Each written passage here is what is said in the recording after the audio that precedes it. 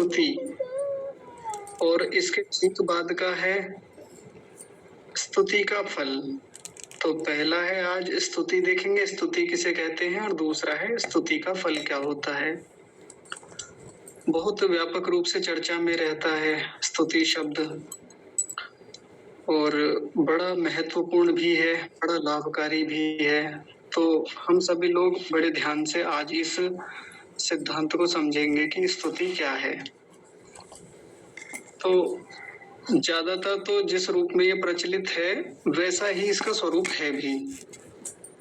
तो हम जो जन सामान्य में देखते हैं, ऐसा नहीं है कि खराब स्वरूप है, बहुत अच्छा स्वरूप जन सामान्य में भी इसका मिलता है।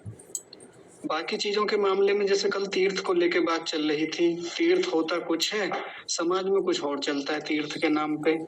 धर्म वास्तव में कुछ और है और धर्म के नाम से चलता बहुत कुछ है। लेकिन स्तुति एक ऐसा विषय है, एक ऐसा सिद्धांत है कि जो वास्तव में जैसा है समाज में भी ज्यादातर वैसा ही देखने में आता है। थोड़ा बहुत इधर उधर हो तो बात अलग है। तो एक बार पढ़ लेते हैं ऋषि दयानंद ने क्या लिखा है इसमें। देखिए, जो ईश्वर व किसी दूसरे पदार्थ के गुण, ज्ञान, कथन, श्रवण और सत्य भाषण करना है, वह स्तुति कहती है। बस इतना सा मामला है स्तुति का। फिर इसका फल भी आगे बताया है, स्तुति का फल क्या होता है जब हम किसी की स्तुति करते हैं। तो आगे बताया, जो गुण, ज्ञान आदि के करने से गुण वाले पदार्थ में प्रीति होती है, यह स्तुति का फल कहता है। दो बातें हो गई, तो हम पहले इसको समझने का प्रयास करते हैं। पहली बात है स्तुति। हमारे यहाँ आर्य समाज में, वैदिक धर्म में, वैदिक सिद्धांतों में स्तुति शब्द बार बार बोला जाता है।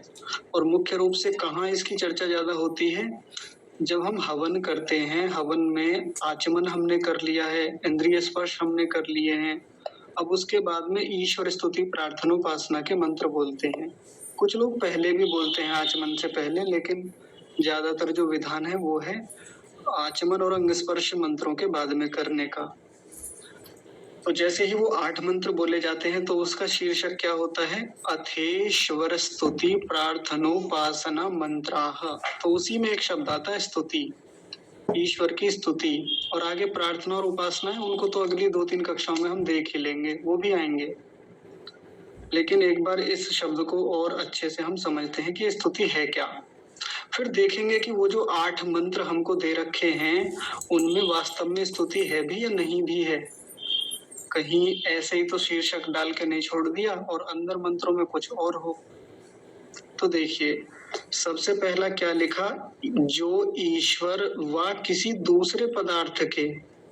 दो बातें हो गई, एक तो ईश्वर की बात की जा रही है और किसी दूसरे पदार्थ की। तो ईश्वर तो हम सब लोग समझते ही हैं, जिसकी चर्चा पहली ही कक्षा थी। लेकिन ईश्वर के साथ साथ एक दूसरी बात और लिख दी, वा दूसरे पदार्थ। वा का मतलब होता है अथवा। वा का मतलब अथवा, यानी ईश्वर भी हो सकता है, वो कोई दूसरा पदार्थ भी हो सकता है। तो दूसरा पदार्थ क्या हो सकता है, तो बस अब परमात्मा के अलावा इस संसार की कोई भी वस्तु आ सकती है इसके भीतर, यानी ईश्वर की भी स्तुति कर सकते हैं। और ईश्वर के अलावा कोई दूसरा पदार्थ, हमको कोई भी पदार्थ दिखे उसकी भी स्तुति कर सकते हैं। किसी को बड़ा अजीब लगेगा, कोई सोचेगा अच्छा हमने तो यही सुना है कि स्तुति तो ईश्वर ही की जाती है, ईश्वर की ही करनी चाहिए, लेकिन यहाँ लिखा हुआ है दूसरे पदार्थ की भी की जा सकती है। तो अभी समझेंगे कैसे की जाएगी, उस पर बात करेंगे, लेकिन थोड़ा और बढ़ा लेते हैं इसको। आगे कह रहे हैं, दूसरे पदार्थ के गुण, ज्ञान, कथन, श्रवण और सत्य भाषण करना है, वह स्तुति कहती है। एक तो पहले उसके गुणों का ज्ञान करना है। देखिए, स्तुति की पहली शर्त बताई कि जिस वस्तु की हम स्तुति करने जा रहे हैं या करते हैं, सबसे पहले उसके गुणों का क्या होना चाहिए, ज्ञान होना चाहिए। जानकारी तो हो पहले उसकी, जिसका हम गुणगान करने जा रहे हैं या जिसकी स्तुति करने जा रहे हैं, गुणों का ज्ञान हो सबसे पहले।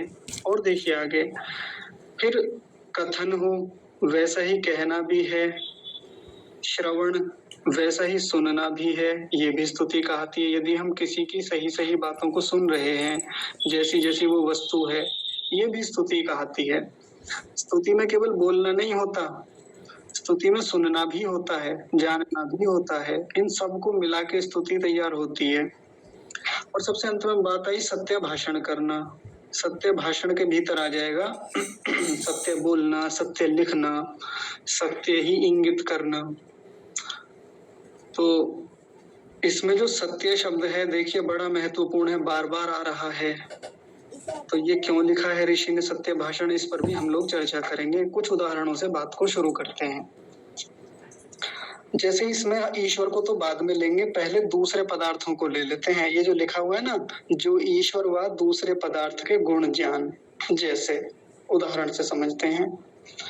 मेरे पास एक पुस्तक रखी हुई है, अभी किसी कपड़े में लिपटी हुई है, ऐसी नहीं है खुली हुई नहीं है, कपड़े में लपेट के रखी हुई है।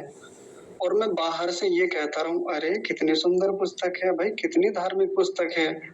ज्यादातर तो यही होता है ना कि अगर लाल कपड़े में किसी पुस्तक को लपेट के रख दिया जाए भगवे कपड़े में, तो यही माना जाता है कि धार्मिक पुस्तक ही होगी। इसमें तो भले चाहे कुरान को लपेट दें, भले ही चाहे भाई बिल्कुल लपेट दें, लेकिन समझने में क्या आएगा कि धार्मिक पुस्तक होगी और बड़ी बढ़िया होगी। ये स्तुति नहीं है। स्तुति कैसे होगी कि पहले उसके गुणों का ज्ञान तो किया जाए, यानी खोल के देखा जाए। कपड़ा हटाया, खोल के देखा, भीतर वेद निकला उसमें से, ये रामायण निकली, महाभारत निकली।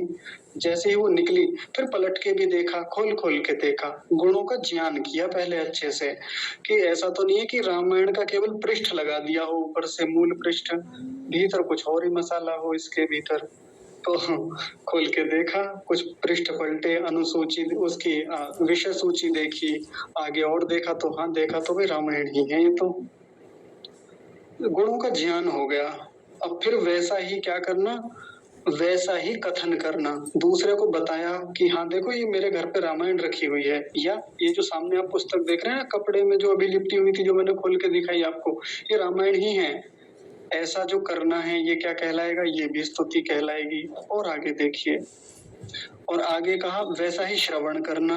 यदि कोई दूसरा भी वैसा ही बता रहा है जैसे उसके गुण हैं, ये भी स्तुति है साथ में। और देखिए और क्या है, सत्य भाषण करना, फिर उसके बारे में सत्य ही बोलना, जैसी जैसी वो वस्तु है, यानी जैसा वो पुस्तक है फिर वैसा ही बोल के बता देना उसके बारे में, वैसा ही लिख देना कहीं, वैसे ही संकेत करना, ये सब आ जाएंगे सत्य भाषण के भीतर। तो बड़ी महत्वपूर्ण बात है। अब देखिए संसार की किसी भी वस्तु को उठा लें, कोई भी वस्तु हो सकती है, जैसे हमारा घर है, इसकी भी स्तुति की जा सकती है। कैसे कि देखो हमारा घर कितना सुंदर है, कितना प्यारा है, कितना वातावरण से युक्त है, और इसमें इतने कमरे हैं, ऐसे ऐसे कमरे हैं, इन कमरों का मुख उस दिशा में है। पहले जाना, उसके गुणों को जाना, कैसा कैसा उसका गुण है, कैसी विशेषताएं हैं। गुणों का मतलब होता है उसकी विशेषताएं, उसकी क्या वर्तमान स्थिति है, उसका स्वरूप क्या है, ये सब आ जाएगा गुण ज्ञान के भीतर। तो ठीक वैसा ही बोला, उसका वैसा ही कथन किया, वैसा ही सुनना, या वैसा ही फिर उसके बारे में सत्य भाषण कर देना। लेकिन सत्य भाषण करना, लिपटी हुई तो थी कुरान, और हमने कह दिया कि देखो धार्मिक ग्रंथ रखा हुआ है, जैसा प्राय हम कह देते हैं। आजकल किसी भी चीज को धर्म कह दिया जाता है, किसी भी चीज को धर्म ग्रंथ कह दिया जाता है। जैसे कि इस्लाम धर्म में ये मानना उचित नहीं है, तो इस्लाम धर्म थोड़ी होता है। इस्लाम तो एक मत है, एक संप्रदाय है, और उसको धर्म कह देना क्या है, ये तो असत्य भाषण हो गया ना। तो जो मत है उसको मत मानना, और जो धर्म है उसको धर्म मानना, यानी जो पंथ है, जो संप्रदाय है उसको संप्रदाय जानना, और जो वास्तव में धर्म है उसको धर्म समझना, वैसा ही सत्य भाषण करना। आज मैं एक वीडियो देख रहा था, एक जनरल नॉलेज पर आधारित एक वीडियो आई थी, जिसमें वक्फ क्या शब्द है वो बोला भी नहीं जाता, वक्फ बोर्ड ऐसे करके है, वो मुसलमानों का जो चलता है, तो उसको लेके आजकल बड़ी चर्चाएं चल रही हैं। तो उसमें बता रहे थे कि जो वक्फ बोर्ड जो होता है, इसकी जो संपत्ति होती है, हाँ जी वक्फ बोर्ड, तो इसकी जो संपत्ति होती है वो जो मुसलमानों के जो अपने मदरसे होते हैं, मस्जिदें होती हैं, कब्रिस्तान होते हैं, ये जो भी कुछ भी प्रकल्प चलाते हैं, उनको आगे बढ़ाने में उसकी संपत्ति का प्रयोग होता है। तो वो व्यक्ति एक बात बोल गया जो वो गलती से बोल गया था।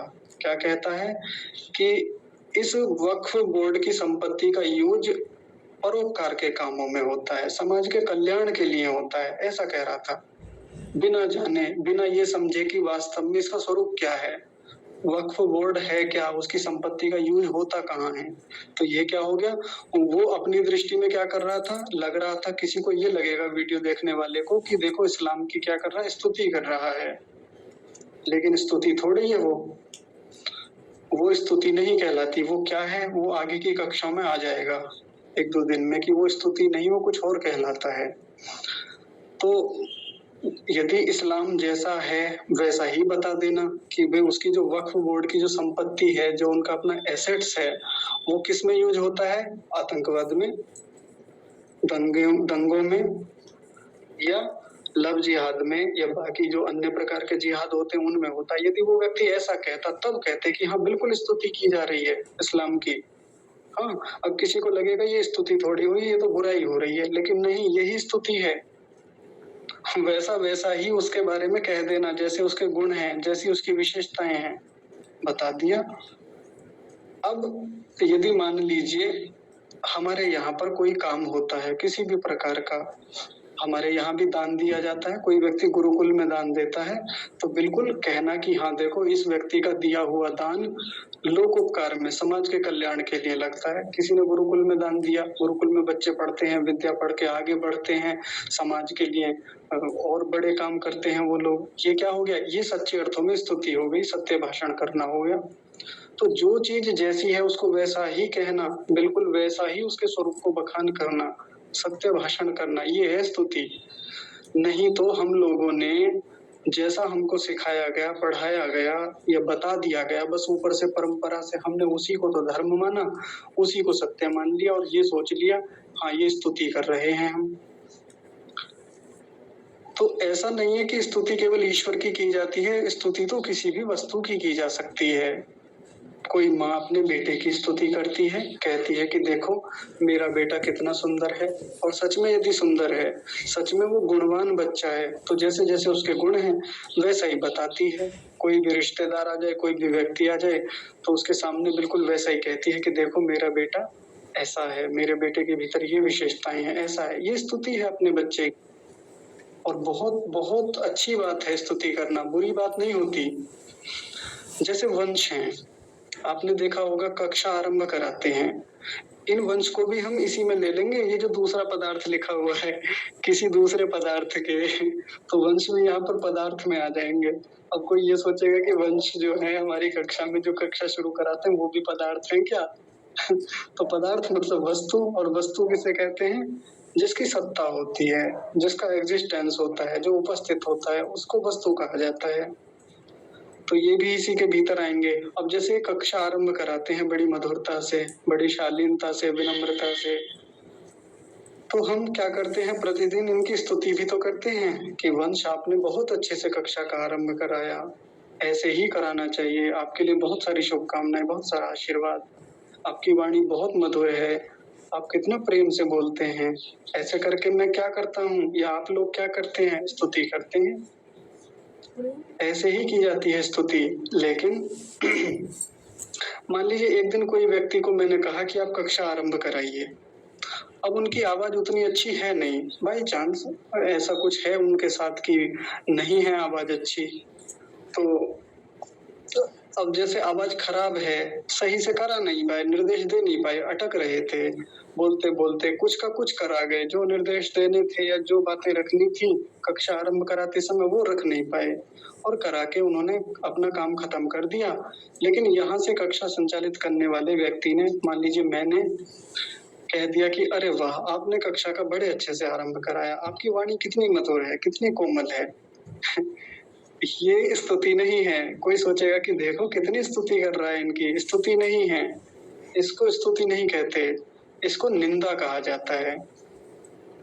हाँ, कोई सोचेगा निंदा तो बुराई को कहते हैं, लेकिन अभी आगे आएगी परिभाषा। वो निंदा उसको कहते हैं कि गुणों के स्थान पे अवगुण को कह देना, अवगुणों के स्थान पे गुणों को कह देना, मतलब जो जैसा है उसको दूसरे तरीके से दूसरा करके बोल देना, विपरीत करके बोल देना, ये निंदा कहलाती है। केवल अच्छा अच्छा बोलना स्तुति नहीं कहलाती। जैसे मैं और उदाहरण बताता हूँ और अच्छे से समझेंगे। मान लीजिए एक व्यक्ति है, नशेड़ी है। नशेड़ी का मतलब बहुत धूम्रपान या मद्यपान करता है। अब वो बातें अच्छी कर लेता है, बातें तो अच्छी करता है समाज में, लेकिन विचार से, स्वभाव से या इस प्रकार के कर्मों से कैसा है? अच्छा व्यक्ति नहीं है। अब वो जैसे हमारे घर पे आके बैठा तो मैंने कहा, अरे आप तो बड़े धार्मिक व्यक्ति हैं, आप तो बड़े सज्जन हैं। जबकि मुझे पता है कि बीड़ी पीता है, मुझे उसके इन गुणों का पता है। और मैंने क्या कहा कि आप तो बड़े धार्मिक व्यक्ति हैं। अरे बड़े परोपकारी व्यक्ति हैं, आप तो बड़े सज्जन हैं। देखो ये आए हैं हमारे यहाँ पे, ये बहुत बढ़िया आदमी है, ऐसे कहा जाता है ना। तो किसी को दिखने में तो ये लगेगा कि अरे कितनी स्तुति कर रहा है इस व्यक्ति की। स्तुति नहीं है ये निंदा है। वैसे को वैसा ही कह देना स्तुति कहलाती है। अब मान लीजिए वो व्यक्ति आके बैठा, तो किसी ने कहा जी इनके बारे में 4 बातें बताइए, कुछ इनकी विशेषताएं तो बताइए, इनके गुणों को बताइए कैसे हैं। तो मैंने कह दिया जी आदमी तो ठीक है, मतलब सही है, इनके विचार भी और वैसे चाल चलन ठीक है, लेकिन 1-2 दोष हैं इनके भीतर। एक तो बीड़ी बहुत पीते हैं, एक शराब भी पी लेते हैं, मांस भी खाते हैं, ये इनके भीतर दोष हैं। अब कोई सोचेगा एकदम से इन बातों को सुन के, अरे ये तो उसकी बुराई करने लगा, वहां जाके बुराई कर रहा था, निंदा कर रहा था। निंदा नहीं है, ये स्तुति है। अजीब लगेगा आप सब लोगों को सुन के, सोचेंगे कि ये क्या बात हो गई, हमने तो कुछ और ही सुना है समाज में। तो जैसे उस व्यक्ति के गुण थे उनको वैसा का वैसा ही कह देना, गधे को गधा ही कह देना, ये स्तुति है।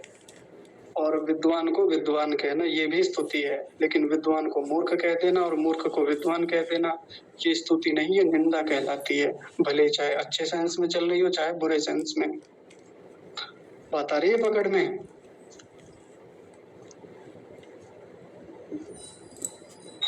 हाँ जी, पकड़ में आ रही है, लेकिन निंदा वाला थोड़ा सा मेरी समझ में कम आया। फिर मैं पहली बार सुना, निंदा का अभी तक जो माइंड में था ये था कि बुराई, तो अब ये तो ये थोड़ा सा स्पष्ट करिए। हाँ, मैं और कर देता हूँ और उदाहरणों से समझ लेते हैं बात को। तो चलिए मैं निंदा का भी पढ़ के बता देता हूँ, वैसे तो कल परसों में आ ही जाएगा ये भी। निंदा देखिए, निंदा के बारे में ऋषि लिखते हैं, जो मिथ्या ज्ञान, मिथ्या भाषण, झूठ में आग्रह आदि क्रिया का नाम निंदा है, जिससे गुण छोड़कर उसके स्थान में अवगुण लगाना होता है, निंदा कहलाती है। ये जो मैंने बताया फिर से सुनेंगे और उदाहरणों से। जैसे भाई इसको तो आप देखिए निंदा ही मानेंगे, इस उदाहरण से तो आप बड़ी जल्दी पकड़ जाएंगे कि हाँ ये तो निंदा है। ध्यान से देखिए, फिर से मैं एक और उदाहरण लेता हूँ। वंश ने कक्षा आरंभ कराई बढ़िया से, धूमधाम से, बड़े मधुर स्वर में, और वो बहुत अच्छे बालक हैं भी।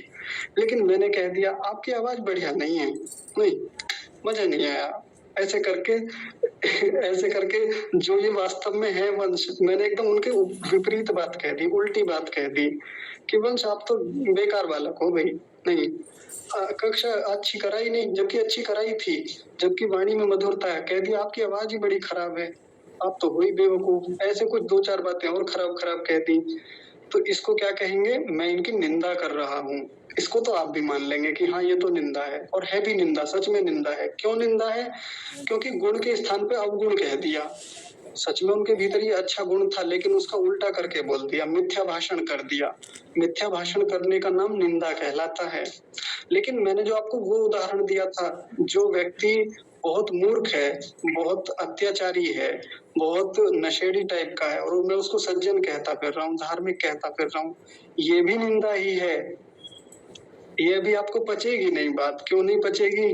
क्योंकि अभी तक समाज में यही सोचा है कि अच्छी अच्छी बातें कहना, किसी के बारे में बढ़ा चढ़ा के कह देना, केवल गुणों को कह देना, ये स्तुति होती है।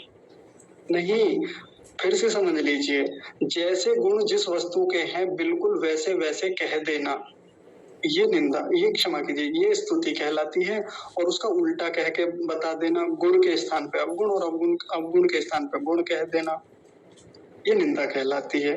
बस इतना सा मामला है। ठीक है जी, और देख लेते हैं। समझ में आ गया, बढ़िया। हाँ जी, ठीक है। और कुछ उदाहरणों से देख लेते हैं। समाज में ऐसे बहुत सारे और भी चीजें मिल जाएंगी। जैसे कई बार होता क्या है कि हमारी मजबूरी है कहीं पे, हम कहीं किसी ऑफिस में काम करते हैं, हमारा जो बॉस है, हमारा जो जीएम या जो भी पीएम सीएम कुछ भी कहते हो आप समझ लीजिए उसको, जो हमारे ऊपर काम करने वाला है, व्यक्ति बहुत खड़ूस है। होते हैं ना, ज्यादातर बॉस खड़ूस ही मिलेंगे। ये एक सामान्य धारणा है, मतलब मैं ऐसा नहीं कहता कि ऐसे होते हैं, ये धारणा बन गई है कि होते ही हैं, क्योंकि हम उनके नीचे काम कर रहे हैं। जब हम इस पद पे होते हैं तो ये लोग अच्छे हो जाते हैं फिर। अब हुआ क्या कि हम किसी बॉस के नीचे काम कर रहे हैं, लेकिन हमारी मजबूरी है कि हम उसकी बुराइयों को बुराई कह नहीं सकते उसके मुंह पे, और कहना भी नहीं चाहिए, कहने से बुरा लगता है, खराब लगता है। बॉस क्या, कोई नीचे वाला व्यक्ति भी हो, जो हमारा जूनियर हो, हमारा कलीग हो, या हमारे और नीचे काम करने वाला कोई एम्प्लॉय हो, खराब तो उसे भी लगेगा यदि हम सीधा सीधा बताएंगे कि आप ऐसे हैं। तो मान लीजिए हमारे बॉस हैं और कहीं बाहर उनकी बात चल रही है, 4 कर्मचारी खड़े होकर बात कर रहे हैं आपस में और कह रहे हैं यार बहुत बदतमीज व्यक्ति है, परेशान कर देता है, दुखी कर देता है, छुट्टी मांगो छुट्टी नहीं देता, घर में इतनी बड़ी मजबूरी थी, मजबूरी समझता ही नहीं है किसी की। सच में बहुत खराब व्यक्ति है, किसी की मजबूरी को मजबूरी नहीं समझता है सच में, और वो समझता भी नहीं है, वो है ही खड़ूस सच में। तो ये जो 4 लोग आपस में बैठ के बात कर रहे हैं ना बॉस के बारे में, अब किसी को लगेगा, मान लीजिए कोई 5वां व्यक्ति आके सुन ले इनकी बातों को चुपचाप, या इनकी बातें कहीं रिकॉर्ड हो गई और वो जाके बॉस को भेज दी, तो कोई 5वां व्यक्ति क्या समझेगा या बॉस ही क्या समझेगा, वो सोचेगा मेरी तो बुराई कर रहे थे, मेरी तो निंदा कर रहे थे ये 4 लोग आपस में बैठ के, जबकि ये निंदा नहीं थी, ये तो स्तुति थी, क्योंकि उसके गुण थे ही वैसे, उनको बिल्कुल वैसा का वैसा ही बोला जा रहा था, वैसे की वैसी बातें ही कही जा रही थी, भले इसके सामने नहीं कर रहे थे, पीछे कर रहे थे। और यदि बॉस बहुत अच्छे हैं, मान लीजिए बॉस बहुत बढ़िया आदमी है, जैसा अनुकूलताएं होती हैं कर्मचारियों के लिए या जो उनको आवश्यक होते हैं वो समय समय पे वैसा करते रहते हैं, कब उनकी सैलरी बढ़ानी है समय से सैलरी देना या उनको उनके अनुरूप काम देना, ऐसा किसी व्यक्ति का स्वभाव है, तो अब चाहे सामने करें चाहे पीछे पीठ पीछे करें और कह रहे हैं लोग कि भाई बॉस बहुत बढ़िया आदमी है, बहुत कमाल के व्यक्ति है और समझते हैं चीजों को, तो ये उनकी स्तुति हो गई। इसको तो आप भी स्वीकार करते हैं, सब लोग कह देंगे एक स्वर में हाँ जी स्तुति ही है। लेकिन यदि बॉस सच में बहुत अच्छे हैं लेकिन पीठ पीछे या सामने उनको कह दिया बड़े खराब आदमी हैं, बहुत बुरे हैं, ये हो गई उसकी निंदा। ठीक है, तो ये तो स्तुति तो पूरी हो गई यहाँ पर। अब देखिए इसमें एक और बात रह गई है, ये तो हो गई बाकी वस्तुओं के बारे में, जड़ वस्तुएं हैं, चेतन वस्तुएं हैं, माता पिता हैं हमारे, हमारा मित्र है, सगे संबंधी हैं, कुछ भी हैं, सबकी स्तुति की जा सकती है, बिल्कुल करनी चाहिए, कोई बुराई नहीं है। लेकिन अब इसमें एक पदार्थ बड़ा विशेष है, वो है ईश्वर, जिसको मैंने पहले छोड़ दिया था, लेकिन इसके बारे में तो विशेष बात करनी है। ईश्वर की भी स्तुति की जाती है और करनी चाहिए और बड़ी अनिवार्य है। कैसे करें, तो जैसा लिखा हुआ है वैसे ही करें, पहले उसके गुण ज्ञान करें, गुणों का ज्ञान करें, जैसे जैसे उसके गुण हैं, जैसा जैसा उसका स्वरूप है पहले जाने। कहा जाता है ना, पहले ईश्वर को तो जाना ही जाता है, शब्दों के माध्यम से, पुस्तकों के माध्यम से, वचनों के माध्यम से जाने उसको। निराकार है तो निराकार ही जाने, निराकार को निराकार ही कहें, और वो जैसा सर्वज्ञ है सब कुछ जानता है उसको फिर वैसा ही कहें, वैसा ही बोले उसके बारे में, वैसा ही सुने उसके बारे में। अगर परमात्मा निराकार है और उसको हम साकार कह रहे हैं बार बार कि भैया देखो, ऐसा समझ में चलता है कि मानो तो साकार है ना मानो तो मतलब ऐसा चलता है, मान लो उसमें मानने में क्या है, साकार मानोगे साकार के रूप में मिल जाएगा परमात्मा, निराकार मान लोगे निराकार के रूप में मिल जाएगा। ऐसा थोड़ी होता है कि आपके कहने से निराकार हो जाएगा, आपके कहने से साकार हो जाएगा।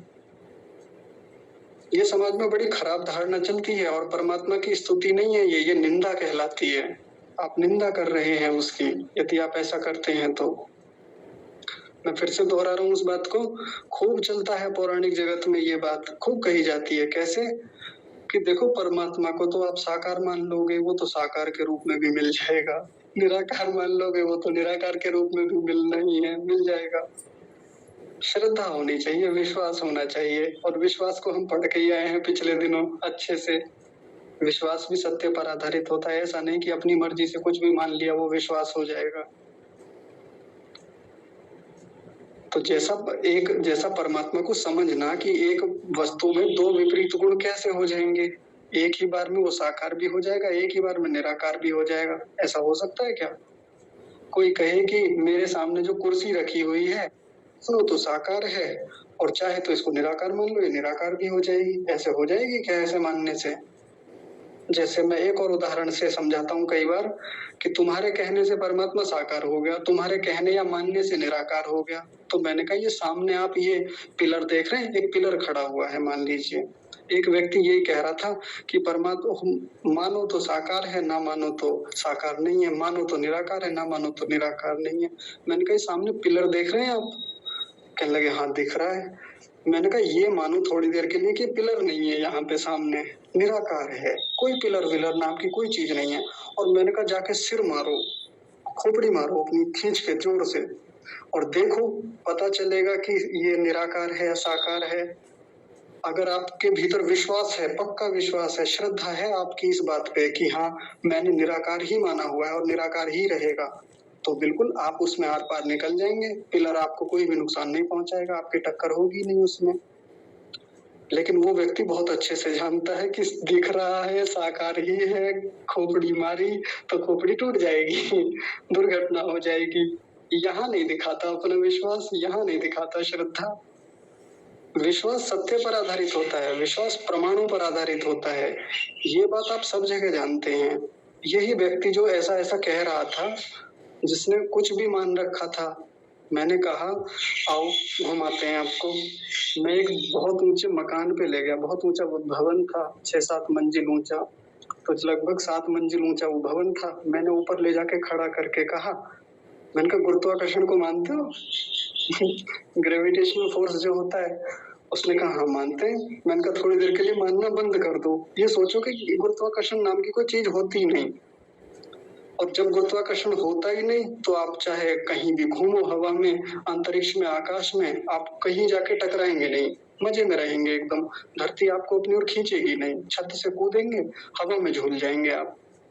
तो मानो थोड़ी देर के लिए कि गुरुत्वाकर्षण होता ही नहीं, और छलांग लगाओ यहाँ से 7 मंजिल ऊपर से, नहीं लगाएगा व्यक्ति, पता है। तो मैंने कहा अभी तो आप कह रहे थे कि मानो तो है ना मानो तो नहीं है, मानो तो गंगा माँ हूं, ना मानो तो बहता पानी, मानो तो सब कुछ है, ना मानो तो कुछ भी नहीं, ऐसी भी एक कहावत चलती है। तो मानने ना मानने से थोड़ी हो जाएगा, जो जैसा है उसको वैसा ही मानना पड़ेगा, वैसा ही बोलिए फिर उसको, तब स्तुति कहलाती है। आपने परमात्मा को कहा तो ये था, तुम हो एक अगोचर सबके प्राणपति। प्रतिदिन आप आरती करते रहे कि तुम अगोचर हो। अगोचर मतलब आप इंद्रियों की पकड़ में नहीं आते, आप दिखने में नहीं आते, आपको टच नहीं किया जा सकता, आप ऐसे हो, आप अगोचर हो। लेकिन खड़े हो साकार के सामने तो आपकी वाणी में क्या हो गई? असत्यता हो गई, झूठ हो गया, निंदा कर दी आपने परमात्मा की एक बात कहते ही। बात तो आपने ठीक कही थी, लेकिन व्यवहार तो गलत था आपका। या तो उसको फिर वैसा मानते ही ना, और जैसा है वैसा ही फिर माने, और वैसा ही फिर व्यवहार में भी लाएं, तब बात बने। तो आपकी स्तुति कुछ और है, आपके व्यवहार कुछ और हैं। ठीक है, ऐसी ही परमात्मा की कितनी प्रकार से निंदाएं की जाती हैं, और उसको हम स्तुति कह ही नहीं सकते। खूब चलता है ऐसे परमात्मा को, परमात्मा बड़ा दयालु है, परमात्मा बड़ा न्यायकारी है। न्यायकारी हम बहुत कहते रहते हैं, न्यायकारी है, और है, सच में है वो न्यायकारी, लेकिन उसके न्याय को मानते कहाँ हैं? कोई हमसे मान लीजिए कुछ 10,000 रुपए ले ले, जैसे एक बार मुझसे किसी ने कुछ हजार रुपए लिए थे। मैं सच्ची घटना बताता हूँ आपको, मेरे परिचित हैं, कक्षा के ही सदस्य हैं, नाम बताना ठीक नहीं, तो उन्होंने मुझसे पैसे लिए, मजबूरी थी, मेरे ऊपर, मतलब मैं उन्हें बहुत अच्छे से जानता हूँ, कभी मिले नहीं है हम आपस में, अभी कक्षा में जुड़ते नहीं है। तो एक दिन जब उनको बड़ी मजबूरी हुई तो उन्होंने कहा कि मुझे इतने पैसे मिल जाएँगे? मैंने कहा जी हाँ, बिल्कुल मिल जाएँगे, मैंने तुरंत कह दिया। तो जैसे मैंने तुरंत कहा कि मिल जाएँगे, मैंने कहा आप बताइए मैं कैसे भेजूँ? उन्होंने कहा ऐसे भेज दीजिए। मैंने भेज दिए। उन्होंने कहा आप मुझसे कभी मिले नहीं हैं, परिचित तो खूब हैं, लेकिन ये बताइए कि आपको मेरे ऊपर विश्वास कैसे है? आप मुझ पर विश्वास करते हैं? मैंने कहा बहुत विश्वास करते हैं आपके ऊपर, आप ऐसा क्यों समझते हैं कि मैं आपके ऊपर विश्वास नहीं करता? मैं खूब विश्वास करता हूँ आपके ऊपर। मैंने कहा लेकिन आपसे ज़्यादा मैं परमात्मा पे विश्वास करता हूँ। आप धोखा दे देंगे कोई बात नहीं, वैसे तो विश्वास है मुझे आपके ऊपर कि आप लौटा देंगे, लेकिन आप नहीं भी लौटाएँगे ना, तो मुझे परमात्मा पर विश्वास है, वो तो लौटा ही देंगे। वो कहीं न कहीं व्यवस्था कर देंगे, आपकी भी और मेरी भी। आपकी कैसे करेंगे आपको भी पता है क्योंकि सैद्धांतिक आप भी हैं, आप भी पढ़े लिखे हैं, आप भी वैदिक सिद्धांतों को मानते हैं, मैं भी मानता हूँ। खैर ये बातें मज़ाकों में हो रही थी जबकि वो भी जानते थे सब बातों को और मुझे विश्वास था कि वो लौटा देंगे। हाँ, तो मैं यहाँ क्या बात बताना चाहता था कि परमेश्वर की हम न्यायकारी व्यवस्था को मानते तो हैं, कह तो देते हैं, लेकिन कभी व्यवहार में नहीं लाते। किसी ने ले लिए तो हम इतने बेचैन हो जाएँगे कि अब ये देगा ही नहीं व्यक्ति, अब क्या कर देगा जी, अब क्या कर देगा? ऐसे करके खूब प्रयासों के बाद दुखी हुए फिरते रहते हैं। हम भी प्रयास करें न्याय करने के लिए, जब नहीं होता है तो फिर छोड़ें परमात्मा की न्याय व्यवस्था में। ये पूरा स्तुति का स्वरूप है। अब देखिए आगे एक बड़ी महत्वपूर्ण बात है दूसरे सिद्धांत में, वो है स्तुति का फल, कि जब हमने खूब स्तुति किसी वस्तु की तो उससे लाभ क्या होगा? फल क्या होगा? परिणाम क्या होगा उससे? तो कह रहे हैं जो गुण ज्ञान आदि के करने से गुण वाले पदार्थ में प्रीति होती है, यह स्तुति का फल कहलाता है। सामान्य भाषा में बताते हैं आपको, जिसकी हमने स्तुति की, जिसके गुणों का गान किया, जिसके गुणों का जिक्र किया, जिसके बारे में सत्य भाषण किया, बस उस पदार्थ के गुण हमारे क्षमा कीजिए, उस पदार्थ में हमारी प्रीति होती चली जाती है। उस पदार्थ के प्रति हमारा लगाव, जुड़ाव होता चला जाता है, हो जाता है। बस ये लाभ है। अब किसी को लगेगा कि ये कौन सा बड़ा लाभ है? तो देखिए लाभ बताते हैं आपको कितना बड़ा लाभ है। इसी स्तुति के कारण पूरा संसार चलता है, इसी स्तुति से ही। अगर ये स्तुतियां ना हो ना तो संसार की व्यवस्थाएं ही बंद हो जाएं। आपको लगेगा ये बात है, ऐसा कैसे? तो देखिए ऐसे जैसे एक पिता या एक माता अपने पुत्र की स्तुति करती है, जैसा मैंने उदाहरण दिया था, मेरा बेटा बहुत प्यारा है, बहुत बढ़िया है, बहुत अच्छा है, हमेशा करती रहती है। कोई भी रिश्तेदार है उसी के सामने प्रशंसा करती है और सुनना भी चाहती है। जब कोई बाहर का व्यक्ति आके उसके बच्चे की प्रशंसा करता है तो सुनती भी है और लिखा हुआ है ऊपर श्रवण करना भी स्तुति कहलाती है। तो जब वो सत्य श्रवण करती है अपने बच्चे का, खुशी मिलती है, उसको बहुत अच्छा लगता है कि देखो सब लोग मेरे बच्चे की कितनी स्तुति कर रहे हैं, कितनी प्रशंसा कर रहे हैं। बच्चे के प्रति प्रीति बढ़ती जाती है उसकी। सच में वंश हमारे विद्यार्थी हैं भाई, हमारे वो सीधे तो हमारा कोई ब्लड रिलेशन उनसे नहीं है, बिल्कुल नहीं है, दूर दूर तक परिचय है ही नहीं, किसी भी प्रकार से हमारा कोई संबंध था ही नहीं उनसे। पिछले 1 साल से भेंट हुई, परिचय हुआ और देखिए पिछले इतने दिनों में एक दूसरे की हम खूब स्तुति करते रहे, वंश आप बड़े प्यारे हैं, वंश आप ऐसे हैं, वंश वैसे हैं, और वंश भी हमारी स्तुति करते रहे। गुरुजी हमें प्रतिदिन मंत्र सिखाते हैं, ये करते हैं, गुरुजी आपका बहुत धन्यवाद, ऐसे करके मतलब वो बहुत सारी बातें हमारे बारे में भी कहते रहते हैं। ऐसा करने से इतने पिछले 1 साल में क्या हो गई, हमारे भीतर खूब प्रीति हो गई। प्रीति मतलब प्रेम हो गया, खूब लगाव हो गया, खूब जुड़ाव हो गया आपस में। ये कोई सामान्य फल मान रहे हैं आप इसे? आप इसको मान रहे हैं कि ये कोई हल्का फुल्का कोई परिणाम है? बहुत उत्तम परिणाम है। अगर ये प्रीति ना हो आपस में, ये जुड़ाव ना हो आपस में, ये कक्षा चल ही नहीं सकती आगे। बहुत प्रकार से प्रीति इस कक्षा को आगे बढ़ाती है। हमारी प्रीति हमारे गुरुओं के प्रति होती है, हमारे आचार्यों के प्रति जुड़ाव होता है। हम बार-बार जहाँ भी जाते हैं अपने गुरुजी की प्रशंसा करते हैं। गुरुजी हमारे बहुत प्यारे हैं, बहुत विद्वान व्यक्ति हैं, बड़े अच्छे से समझाते हैं, कभी परेशान नहीं करते, कभी डांटते डपटते नहीं है, ऐसे करते हैं वैसे करते हैं। गुरुजी के प्रति खूब प्रीति बढ़ती है। गुरुजी की कोई प्रशंसा कर रहा हो, मुझको बड़ी खुशी मिलती है कि देखो हमारे गुरुजी की प्रशंसा हो रही है। ऐसी जो गुरुजी से प्रीति होती जा रही है, होती जा रही है, उनके जो गुण है मेरे भीतर आते जा रहे हैं, या उनके प्रति मेरा लगाव, मेरी प्रीति निरंतर बढ़ रही है। ऐसे ही व्यवस्थाएं चलती हैं, संसार ऐसे ही आगे बढ़ता है। ये तो मैंने बहुत ऐसे उदाहरण बता दिए जो हमारे सबके जीवन में घटते ही घटते हैं। थोड़े से और अलग के उदाहरण देखिए। हमारे घर में एक छोटा सा डॉगी है, आजकल लोग बड़े पालते हैं, वो छोटे छोटे से होते हैं ना, नन्हे नन्हे से, वो सफेद रंग के, तो उनके सफेद बाल लंबे लंबे होते हैं, बड़े प्यारे लगते हैं, उनको घर में पालते हैं। अब उनकी बड़ी स्तुतियां होती हैं, कोई भी रिश्तेदार आता है, अरे कितना प्यारा है, अरे कितना सुंदर है, देखो कितना मासूम सा है, और इसकी आंखें देखो कितनी चमचमाती हैं, और इसका रंग देखो कितना उजला उजला सा है, कितना सुनहरा दिखता है। ऐसे करके खूब स्तुति होती है, और हम फूले नहीं समाते। हमको लगता है कि देखो हमारे बच्चे की, बच्चा ही मानते हैं लोग उसे, ज्यादातर घर पे रखने वाले इस प्रकार के जो पेट्स होते हैं, मानते हैं ना। अब जितनी स्तुति होती है, लगाव हमारा अपने बच्चे के प्रति यानी उस पेट के प्रति उतना ही बढ़ता चला जाता है।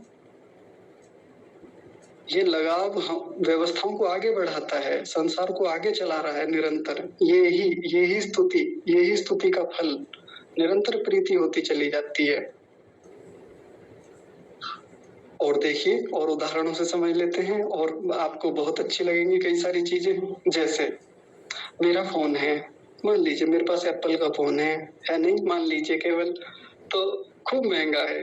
अब मैं इस तरीके से अपने फोन को अपने पास रखता हूँ, पब्लिक में जब भी जाता हूँ तो मैं इस तरीके से इसको निकालता हूँ, इसका यूज करता हूँ कि चार लोगों की नजरें इस पे पड़े, वो ना देखते हुए भी एक बार देख ही लेंगे भाई इसके पास एप्पल का ये सेट है। अब जैसे उनकी नजर पड़ी कि अरे इनके पास तो एप्पल का है, आईफोन है, तो देखते क्या बोले, भाई साहब अरे फोन तो बड़ा शानदार ले रखा है आपने, भाई बहुत बढ़िया, ये तो बहुत बढ़िया, एक बार दिखाएंगे, एक बार इसके फीचर्स दिखाएंगे, एक बार मैं भी देखूं। बार बार टटोल के इधर उधर करवा के उसको बार बार देखेंगे, उसकी बार बार स्तुति करेंगे। हाँ कमाल का है जी, ये व्यवस्थाएं हैं, ये है टेक्नोलॉजी, उसकी तमाम जो भीतर व्यवस्थाएं हैं उसकी खूब प्रकार की स्तुति करेंगे। उसकी स्तुति हो रही है, हम भोले नहीं समा रहे हैं, हमको खुशी हो रही है, हमारा लगाव हमारे उस आईफोन के प्रति और बढ़ता जाता है। हम बहुत देखभाल करते हैं फिर अपने फोन की। ये जो प्रीति है ये फिर उसकी देखभाल करने को मजबूर करती है, उसके और जुड़ाव बना रहे, छूटे ना वो हमसे। माँ नहीं चाहती कि मेरा बेटा मुझसे छूटे, दूर हो जाए। क्यों? क्योंकि प्रीति हो गई है। और प्रीति हुई कैसे? प्रीति हुई थी स्तुति से। देखिए वहां से चलता है ये मामला, स्तुति करने से कैसे जुड़ाव होता चला जाता है। भले ही कई बार स्तुति वाणी से ना हो, लेकिन मन मन में चलती रहती है। हम घर पे बैठे हुए हैं, नया नया घर बनवाया है हमने, अभी नया नया घर, और अपने हाथों से बनाया। अपने हाथों से बनाया का मतलब सारी चीजें अपने सामने डिजाइन करवाई हैं, सारी की सारी व्यवस्था कि यहाँ ये बनना चाहिए, यहाँ ये होना चाहिए, सारी की सारी चीजें अपने सामने करवाई हैं एकदम। अब बैठे हुए हैं पार्क में, घर में छोटा सा एक पार्क बना रखा है, देखते रहते हैं, मन मन में स्तुति चल रही है घर की। यार जैसा हम चाहते थे ना हमारे सपनों का घर, आज हमारे सपनों का घर वैसा ही है। किसी से कह नहीं रहे हैं, किसी से वाणी से व्यवहार हो ही नहीं रहा है, लेकिन मन मन में चल रहा है। ये स्तुति है अपने घर की। ये स्तुति जो हो रही है ये अपने घर के प्रति प्रीति को बढ़ा रही है। अब ऐसे में कोई व्यक्ति आके बाहर से कह दे मजा नहीं आया मजा नहीं आया साहब, इतना पैसा तो लगा दिया आपने लेकिन घर वैसा बना नहीं जैसा होना चाहिए, इनको बात बुरी लग जाती है एकदम से। क्यों? क्योंकि प्रीति हो गई है अपने घर में। जिस वस्तु के प्रति हमारी प्रीति होती है हम उसकी निंदा नहीं सुन सकते, उसके बारे में उल्टा नहीं सुन सकते। ये होता है स्तुति करने का फल। अपने शरीर के प्रति हम खूब स्तुति करते हैं, सुनना चाहते हैं। देखिए भाई साहब कितने स्मार्ट दिखते हैं, कितने हैंडसम हैं, कितने सुंदर हैं, इनके बाल तो देखिए इतने बड़े हो गए हैं 50+ के हो गए हैं, बाल आज भी काले के काले हैं, एक भी बाल सफेद नहीं हुआ है। इसको मेंटेन रखते हैं, अपना पूरा एक जो ढांचा है उसको जैसा एक शेप में होना चाहिए वैसा बना के रखते हैं हमेशा। उसके लिए सब प्रकार से वो प्रयत्न करते हैं, खूब स्तुति करते हैं, करवाना चाहते हैं, सुनना चाहते हैं। सामने वाला स्तुति करता है और ये भाई साहब खुश होते हैं। क्या होता है ऐसा करने से? शरीर के प्रति प्रीति बढ़ती जाती है, जुड़ाव लगाव होता चला जाता है। अब कोई उल्टा बोल दे, भाई साहब वो शेप नहीं बनी शरीर की, वो बाइसेप्स जो होने चाहिए वो आए नहीं अभी, है ना? वो है नहीं, जो कि है। अगर किसी ने विपरीत बोल दिया थोड़ा सा भी, ऐसा थोड़ा सा ऐसे रह गए आप, देखो एक बाल आपका हो गए सफेद, बाल सफेद शुरू हो गए, बाल सफेद होने शुरू हो गए आपके, चुभ जाएगी भीतर से बात। अब पूरा का पूरा जो इतना शरीर मेंटेन किया था उस पे ध्यान नहीं रहेगा, एक बाल पे जाके केंद्रित हो जाएगा व्यक्ति। हाँ, ये एक सिद्धांत है कि हमको जो मिला हुआ होता है उस पे ध्यान नहीं होता, और जो हमसे अभाव हो जाए, जो जीवन में छूट जाए, जो ना मिला हो, उस पे जाके हम फोकस हो जाते हैं, हम जाके टिक जाते हैं। जिसको एक प्रायः एक बात कही जाती है कि दुनिया जिसे कहती है ये जादू का खिलौना है, कुछ ऐसे करके कहा जाता है ना, मिल गया सो मिट्टी है, ना मिला सो सोना है। तो अब व्यक्ति इसी बात पे जाके टिक गया कि मेरा शरीर ऐसा क्यों हो गया, सुनना नहीं चाहता उसकी विपरीत बात, क्योंकि अपने शरीर से प्रीति हो गई है ना, बहुत प्रेम हो गया है। और ये प्रेम पुरुषों को भी होता है, स्त्रियों को थोड़ा ज्यादा डिग्री पे होता है, क्योंकि ज्यादातर समय इसी के सजने संवारने में निकलता है। बुरा मत मानना कोई यदि कोई ऐसा समझे, मैंने पहले पुरुषों को भी लपेट लिया कभी, फिर ये सोचे कि मैं एक तरफा बात कर रहा हूँ। तो दोनों ओर होता है ऐसा कि बस मैंने बता दिया तो बता दिया कि उनका डिग्री पे कुछ ज्यादा चलता है मामला, क्योंकि बहुत समय जाता है उसकी प्रीति में। कोई इनको एक बार कह दे बड़ी सुंदर दिख रही हैं आप, अरे क्या क्या कराया आपने, क्या खाती हैं, या मतलब आप समझ गए होंगे। जहाँ ऐसी ऐसी इनको स्तुतियां सुनने को मिली ना, तो फिर देखिए कैसा शरीर के प्रति ये प्रीति बढ़ती जाती है। फिर पूरी ताकत लगा देंगे मेंटेनेंस में, मेंटेन करने में। हाँ, पूरा सामर्थ्य जाता है फिर तो कि ये बना रहे बस, कैसे भी ऐसे ही करके स्तुतियां होती रहे होती रहे। स्तुति की भी तो एक भूख होती है ना, कि कोई बार बार मेरे इस शरीर की, बार बार मेरे गुणों की प्रशंसा करे, बार बार स्तुतियां होती रहे। ये तो शरीर को लेके हो गई। अब देखिए कुछ गुणों को लेके भी व्यक्ति प्रयास करता है। जैसे मैं उदाहरण देता हूँ, मैं अपना ही उदाहरण देता हूँ। जब मैं लगभग 12-13 साल का रहा होऊंगा, मैंने पेंटिंग बनाना शुरू किया। ये भीतर मेरे एक कला आनी शुरू हुई, उस समय विकसित हुई। अब मैं जब उस पेंटिंग को बनाता, शुरू में स्केच बनाने शुरू किए पेंसिल से। अब वो स्केच बनाया और मैं लोगों को दिखाता, स्कूल में जाकर दिखाता, अपने मित्रों को, अन्य लोगों को दिखाता, स्तुतियां होती, भाई साहब बहुत बढ़िया बनाया, आपका हाथ तो बहुत बढ़िया चलता है जी, ऐसा जी वैसा जी, खूब स्तुतियां हो रही हैं। इस कला के प्रति, इस गुण के प्रति मेरी प्रीति बढ़ती जा रही है। धीरे धीरे कलर करना शुरू किया, कलर पेंटिंग बनाई, बहुत बहुत सारी पेंटिंग बनाई, जम के बनाई। जैसे जैसे स्तुति बढ़ती जा रही है, मैं इस कला को और बढ़ाना चाहता हूँ और बढ़ाता जा रहा हूँ। निरंतर निरंतर लगातार सुधार है और सुधार है। बाकी और भी कितनी सारी कलाएं विकसित की, आती रही, जाती रही, विकसित होती रही, खो गई कहीं। ऐसा खूब चलता रहा जीवन में, यहाँ तक आते आते पिछले 12-14 वर्षों में। तो जितनी भी कलाएं हमेशा विकसित हुई, वो कलाओं के पीछे स्तुति करवाना मेरा प्रयोजन रहता था। मैं सत्य कह रहा हूँ, एकदम स्वीकार करता हूँ सबके सामने। मेरी कामनाएं हमेशा स्तुति की होती थी कि कोई मेरी इस कला की, इस प्रतिभा की स्तुति करे। उसकी प्रेजेंटेशन कैसी होनी चाहिए, उसको किस तरीके से सोशल मीडिया पर पोस्ट करना चाहिए कि खूब सारी स्तुतियां आए। वहां स्तुतियां कैसे आती हैं? कमेंट्स के माध्यम से। क्या पेंटिंग बनाई है, वाह बहुत सुंदर, शोभनम, उत्तमम। अलग अलग भाषाओं में अलग अलग प्रकार से स्तुतियां हो रही हैं, और मेरी उस कला के प्रति, उस गुण के प्रति मेरी प्रीति बढ़ती जाती है, बढ़ती चली जाती है। खूब होता है ऐसा, सबके साथ होता है। तो ये होता है प्रीति का परिणाम। अब देखिए, ये तो मैंने बता दी, बाकी वस्तुओं के प्रति, व्यक्तियों के प्रति जब स्तुति होती है तो उससे क्या फल मिलता है। अब परमात्मा पे आते हैं सबसे अंत में। ये परमात्मा पे भी आने से पहले एक बार आत्मा को देख लेते हैं, क्योंकि आत्मा भी तो एक वस्तु ही है ना। आत्मा भी तो एक परमात्मा से पहले का एक पदार्थ है जो संसार में ही गिन रखा है यहाँ पे, मतलब परमात्मा के अलावा लिख रखा है उसको।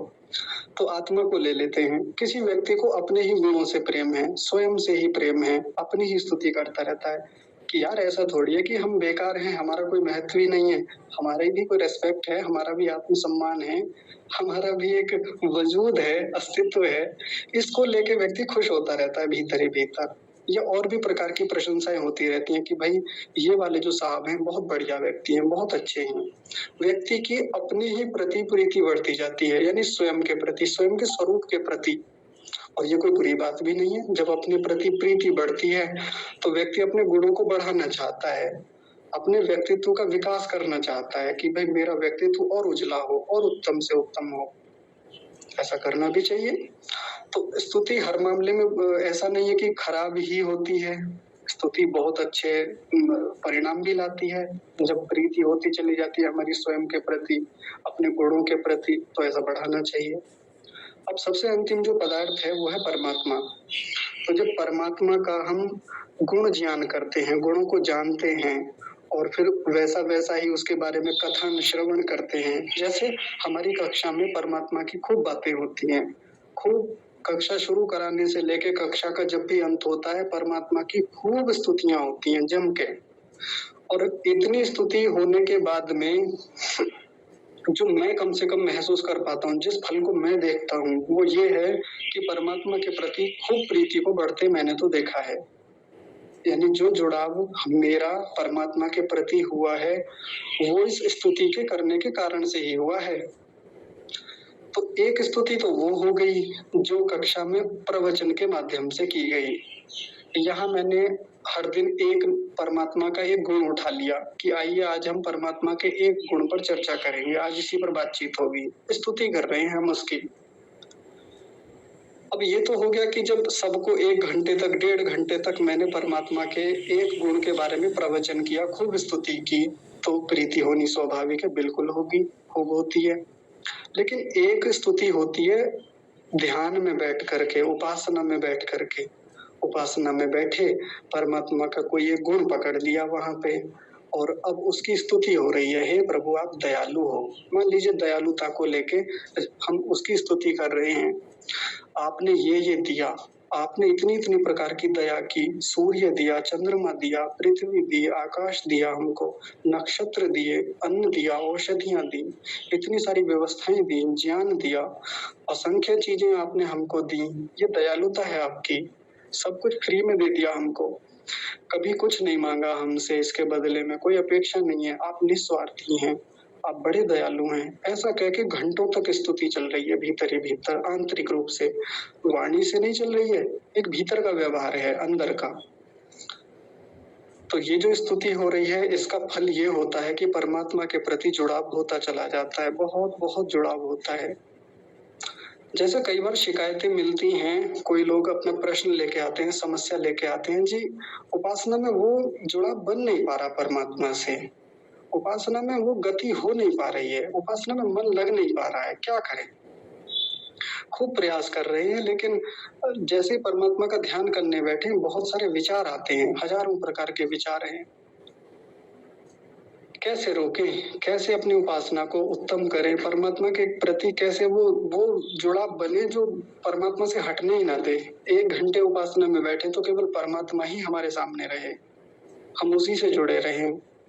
तो मैं एक ही समाधान बताता हूँ, मैं कहता हूँ स्तुति करो उसकी। हाँ बस यही उपाय है, बड़ा सरल सा उपाय है। स्तुति करिए, खूब प्रीति बढ़ेगी परमात्मा के प्रति, खूब जुड़ाव हो जाएगा, ऐसा हो जाएगा कि छूटे नहीं छूटेगा, छोड़ा ही नहीं छूटेगा। देखिए कितना सरल सा उपाय है। ऋषियों ने वैसे ही उसकी इतनी स्तुतियां नहीं की। आप वेद को खोल के देखिए, 15-20 साल लग जाएंगे, उसकी स्तुतियां खत्म नहीं होंगी अगर पढ़ते रहे लगातार। हर दिन पढ़ा है, हर दिन उसकी स्तुतियां पढ़ें, इतनी जम के स्तुति। वो तो ऋषि दयानंद के सारे भाष्य हो नहीं पाए, केवल 2 वेदों का है और वो भी एक वेद का तो थोड़ा ही रह गया मामला। अगर चारों वेदों का भाष्य हमें संस्कृत में मिल जाए, हिंदी में मिल जाए, इतनी स्तुतियां हैं, इतनी स्तुतियां हैं, पूरा जीवन निकल जाए स्तुतियां करते करते। और मैंने तो बहुत थोड़ा सा पढ़ा है ऋषि दयानंद का भाष्य। जब कभी कक्षा के लिए तैयारी होती है या व्यक्तिगत भी कुछ ढूंढना होता है, करना होता है, पढ़ लेते हैं। और जब मैं परमात्मा की स्तुति पढ़ता हूँ ऋषि की भाषा में, आप विश्वास नहीं करेंगे, ऋषि के प्रति भी प्रीति बढ़ती है और परमात्मा के प्रति तो अपार बढ़ती है कि परमात्मा ऐसा भी हो सकता है, ऐसा भी हो सकता है जैसा आज तक सोचा नहीं था। हमने ऊपर ऊपर से कुछ 10-20 गुण परमात्मा के रट रखे हैं, सुन रखे हैं व्याख्यानों में, लेकिन आप ऋषि दयानंद का सत्यार्थ प्रकाश पढ़िए, प्रथम समोल्लास पढ़िए। प्रथम समोल्लास में इतनी स्तुतियां हैं, उसके इतने गुणों का गुणगान है भयंकर। एक बार उस समोल्लास में से होके गुजर जाएं, बस एक बार होके गुजर जाएं, फिर देखिए कैसा जुड़ाव बनता है परमात्मा के प्रति। और एक पुस्तक और जिसका मैं बार बार नाम लेता रहता हूँ, बहुत प्यारा ग्रंथ है, आर्याभिविनय। कितने लोगों ने तो देखा भी नहीं होगा, बहुत छोटा सा ग्रंथ है। वो तो ग्रंथ ही इसीलिए बनाया, स्तुति के लिए ही। पता है क्या है, वेद के कुछ मंत्र ले रखे हैं ऋषि ने, कुछ वेदों के मंत्र, कहीं ऋग्वेद के हैं, कहीं यजुर्वेद के, ऐसे करके। और ये मंत्र दिया, मंत्र के बाद में एक शीर्षक दिया, शीर्षक में लिखा मूल स्तुति, मूल प्रार्थना।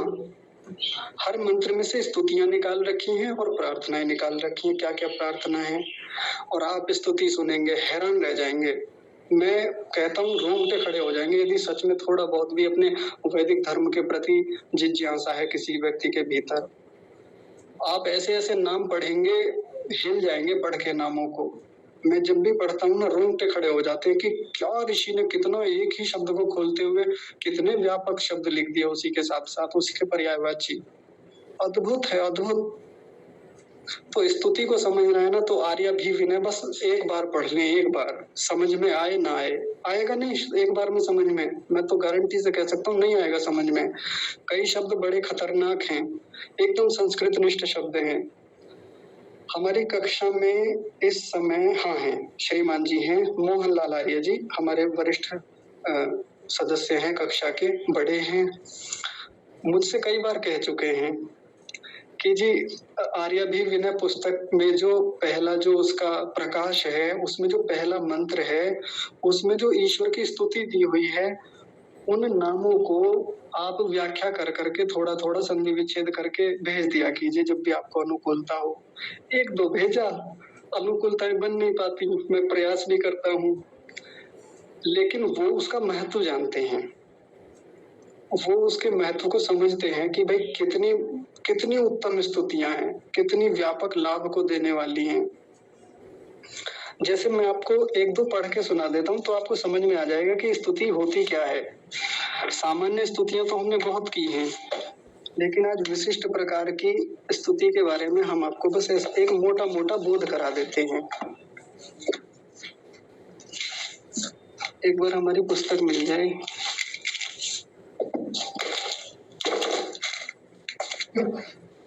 एक तो इतनी भीड़ हो रखी है ना यहाँ पे, तो पता नहीं चलता, भीड़ में खो गई बेचारी।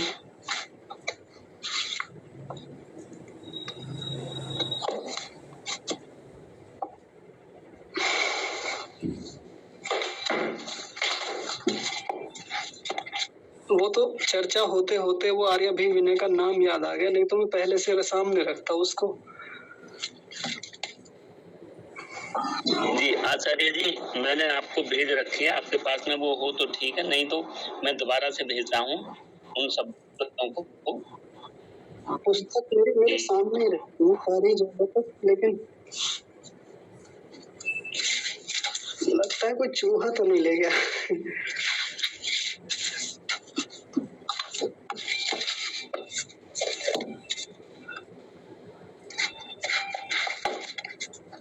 किसी के पास हो तो एक बार बता दीजिए, यहाँ तो हाथ ही नहीं लगा। और मैं तो मेरे पास है बल्कि वो जितने भी हैं प्रथम मंत्र की आचार्य जी, प्रथम मंत्र की बात कर, मेरे पास है पहला पुस्तक है आचार्य। अच्छा जी, तो यदि कोई चित्र भेज तो बड़ा अच्छा हो जाएगा। हाँ जी हाँ जी, चित्र भेज। हम भेज रहे हैं। हम तो नहीं, हम अपने से भेज रहे हैं, हमारे पास लिखा हुआ आचार्य जी अभी। हाँ जी, कोई ले गया हमारी पुस्तक, पता नहीं, ऐसा तो होता भी नहीं।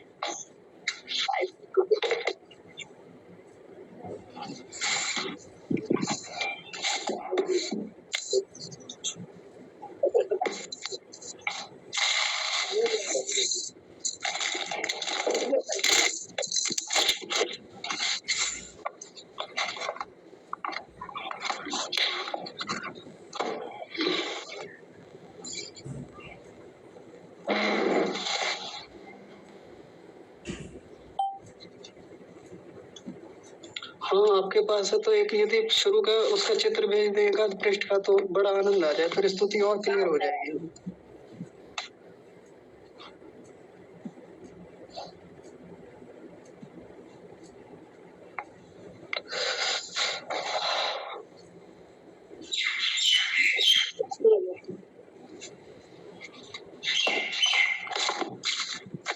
भेज दिया किसी ने?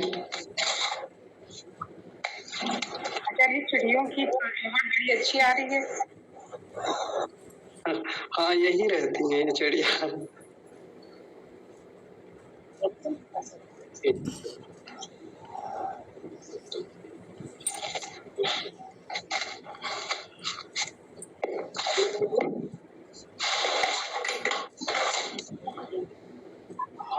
आचार्य जी, आपको मेरी आवाज मिल पा रही है?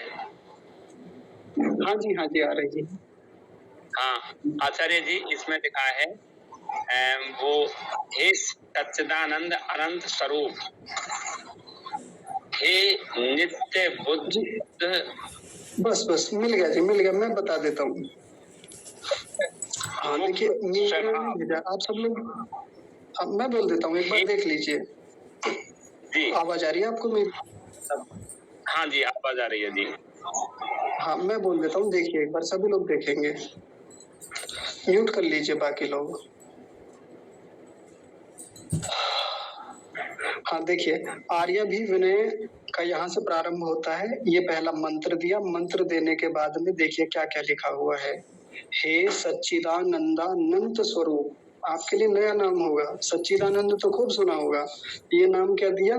सच्चिदानंदानंत स्वरूप। हे नित्य शुद्ध बुद्ध मुक्त स्वभाव, हे अदित्यानुपम जगदादि कारण, कितना बड़ा नाम है। हे अज निराकार सर्वशक्तिमन न्यायकारिण, हे जगदीश सर्व जगत उत्पादक आधार, हे सनातन सर्व मंगलमय सर्व स्वामिन, हे करुणा करास मत पितः परम सहायक, हे सर्वानंद प्रद सकल दुख विनाशक। ये स्तुति चल रही है परमात्मा की। हे अविद्यांधकार निर्मूलक विद्यार्क प्रकाशक, हे परमेश्वर्यदायक साम्राज्य प्रसारक, हे अधमोद्धारक। आगे देखिए, पतित पावन मान्य प्रद, हे विश्व विनोदक विनय विधि प्रद, हे विश्व विलासक नहीं विश्वास विलासक, हे निरंजन नायक शर्मद नरेश निर्विकार, हे सर्वांतरयामिन सदुपदेशक मोक्षप्रद, हे सत्य गुणाकर निर्मल निरीह निरामय निरुपद्रव दीन दयाकर परम सुखदायक, हे दारिद्र्य विनाशक निर्वैर विधायक सुनीति वर्धक, हे प्रीति साधक राज्य विधायक शत्रु विनाशक, हे सर्व बलदायक निर्बल पालक, हे सुधर्म सुप्रापक, हे अर्थ सुसाधक सुकाम वर्धक ज्ञान प्रद, हे संतति पालक धर्म सुशिक्षक रोग विनाशक, हे पुरुषार्थ प्रापक दुर्गुण नाशक सिद्धि प्रद, हे सज्जन सुख दुष्ट सज्जन सुखद दुष्ट सुताड़न गर्व को क्रोध को लोभ विदारक, हे परमेश परेश परेश परमात्मन परब्रह्मन, हे जगदानंदक परमेश्वर व्यापक सूक्ष्म छेद्य, हे अजरामृता भय निर्बंधनादे, हे अप्रतिम प्रभाव निर्गुणातुल विश्वाद्य विश्ववंद्य विद्वद विलासक, इत्यादि अनंत विशेषण वाच्य हे मंगल प्रदेश वर आप सर्वथा सबके निश्चित मित्र हो। ये भी स्तुति है, ये हिंदी में है। अब तक जो वो ऊपर जो शब्द दिए हुए थे वो संस्कृत निष्ठ शब्द थे। आप सर्वथा सबके निश्चित मित्र हो, हमको सुखदायक सर्वदा हो, हे सर्वोत्कृष्ट परमोत्तम हो, सो आप हमको परम सुखदायक हो, हे पक्षपात रहित धर्म न्यायकारीन, आप अर्यमा यानी यमराज हो, इससे हमारे लिए न्याय युक्त सुख देने वाले आप ही हो, हे परमेश्वर एवं इंद्रेश्वर, आप हमको परमेश्वर युक्त शीघ्र स्थिर सुख दीजिए। हाँ, बस इतना ही है, और भी आगे है ऐसे तो कुल मिला के देखिए अभी तो और भी आगे है, और ये एक मंत्र में स्तुति कही हुई है यहाँ पे। तो मैं सभी से एक निवेदन करूंगा कि ये छोटी सी पुस्तक है, ऐसी पुस्तक को आप मंगा लें, पीडीएफ में भी मिल जाएगी, पीडीएफ से पढ़ना चाहें पढ़ लें, प्रिंट आउट निकलवा लें। लेकिन अगर हम ऐसी ऐसी स्तुति परमात्मा की प्रतिदिन करेंगे, थोड़ी थोड़ी करें, ऐसा नहीं कि जितने सारे शब्द बोले इनकी सबकी एक बार में स्तुति हो जाएगी, नहीं हो पाएगी सबकी एक बार में। बहुत लंबा समय लगता है एक एक शब्द को समझने में, उस पर व्यापक चिंतन करने में। तो ऐसा ऐसा चिंतन जैसे जैसे बढ़ता जाएगा, जैसे जैसे स्तुति बढ़ती जाएगी, वैसे वैसे परमात्मा के प्रति प्रीति और बढ़ती चली जाएगी। जैसे मैंने कई बार देखा है, कुछ लोग ऋषि दयानंद को बहुत मानते हैं, इतना मानते हैं कि जब उनकी चर्चा कहीं होती है तो रोने लगते हैं, कई बार आंखों से आंसू आ जाते हैं कि ऋषि दयानंद कैसे थे। तो ये लोग कैसे हैं जो रोने लगते हैं ऋषि दयानंद के नाम से? उन्होंने बहुत स्तुति की है उनकी, जहां भी बात होती है खूब ध्यान से सुनते हैं, खूब पढ़ते हैं ऋषि को, उनके लिखे हुए ग्रंथों की खूब प्रशंसा करते हैं, जैसे जैसा लिखा है वैसा बोलते हैं, ऋषि के जीवन को बार बार बोलते रहते हैं, सुनते रहते हैं। स्तुति है ये ऋषि दयानंद की, और ऐसा करने से उनके प्रति जो प्रीति बढ़ती है, अद्भुत है, कमाल की है। तो ऐसा हमको भी करना चाहिए। जैसे कई बार कक्षा में मैं बार बार ऋषि दयानंद का नाम लेता हूँ, बार बार योग दर्शन का नाम लेता हूँ, योग दर्शन में महर्षि पतंजलि का, महर्षि व्यास का नाम लेता हूँ, कितनी ही बार नाम लिया होगा, सैकड़ों बार उनका नाम अब तक ले चुका हूँ कि महर्षि पतंजलि ने देखो कितना सुंदर सूत्र लिखा है, महर्षि व्यास कितना उत्तम भाष्य करते हैं, ऐसे करके बोलता हूँ ना, ये उनकी स्तुति है। और जब भी मैं कभी एकांत में विचार करता हूँ इन दोनों ऋषियों के बारे में, तो सोचता हूँ कितना महान पुरुषार्थ रहा होगा इनका। प्रीति बढ़ती है ऐसे ऋषियों के प्रति, ऐसे विद्वानों के प्रति, आप्त लोगों के प्रति, और सबसे अंत में परमात्मा के प्रति। तो मेरी ओर से तो खैर आज ये विषय पूरा होता है स्तुति का, और स्तुति का क्या फल होता है। तो आप लोग इस पर खूब विचार कीजिए, और किसी को कोई बात समझ में ना आई हो, कोई बात पूछनी हो, कहनी हो, तो आप बताइए। जी श्रीमान जी, आप ही बताइए।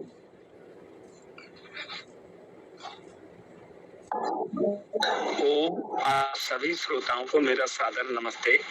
जी आचार्य जी ने आज बहुत अच्छे ढंग से ये ईश्वर की स्तुति या स्तुति शब्द जो है उसकी बहुत अच्छी व्याख्या करी है, और उसका जो फल होता है फल के बारे में भी बताया है। मैं दूसरा ये बताना चाहता हूँ कि जो स्तुति जो आचार्य जी बता रहे थे उस पर विशेष गौर करने की बात है कि जो जैसा पदार्थ है उसका वैसा ही वर्णन करना है। तभी तो दयानंद ने सभी की स्तुति करी है। जैसे आधुनिक जो पुराण हैं, कुछ व्यक्ति ये कहते हैं कि ऋषि दयानंद ने तो आधुनिक पुराणों की धज्जी उड़ा दी। उन्होंने धज्जी नहीं उड़ाई, उन्होंने स्तुति करी है। उन्होंने तभी लिखा है उसमें कि वो उपदेव क्या नाम था जो इनको बनाने वाला था, पुराणों को बनाने वाला, कि वो गर्भ में ही क्यों नहीं मर गया। ये स्तुति कर रहे हैं पुराण वालों की, क्योंकि जैसा उसमें लिखा है वैसा का वैसा बता रहे हैं कि जो हमारे महापुरुषों पे इतने आक्षेप लगाए हैं तो वो गर्भ में ही क्यों नहीं मर गया। तो वास्तव में ये स्तुति होती है, जो जैसा पदार्थ है उसका वैसा ही वर्णन करना, और वर्णन करके उसको ग्रहण करना, ये बड़ी बात है। उसको ग्रहण भी करना है हमें, तभी तो हमें उसका लाभ मिलेगा। लाभ लेने के लिए हमें उसके गुणों को ग्रहण करना पड़ेगा।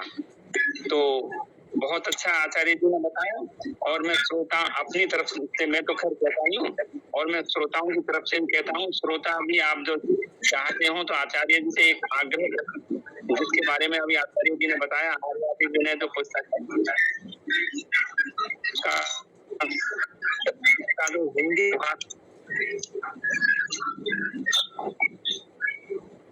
जो सूत्र कहता हूँ, सूत्र उसे बोलते हैं कि बहुत बड़ी व्याख्या है, उसे बहुत छोटे शब्दों में उसे सूत्र बोलते हैं।